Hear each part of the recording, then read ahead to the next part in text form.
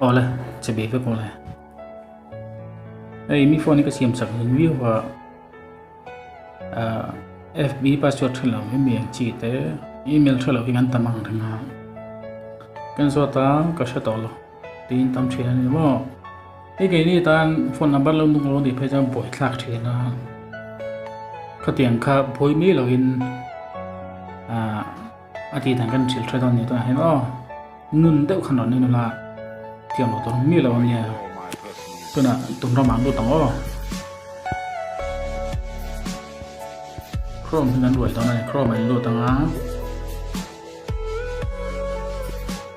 thì cho nên hết lại cái sẽ bắt mình cả lắm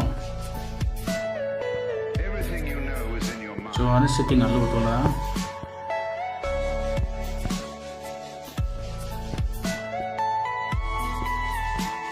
password đánh lô tang á tại hiện này ở đoạn ông rất mẹ Amazon này sign in là thế thì sẽ sáng rằng lắm mà Facebook này sign in là Gmail là khá ở rộng mấy đó này thì cái nan tao biết là lụt trên nào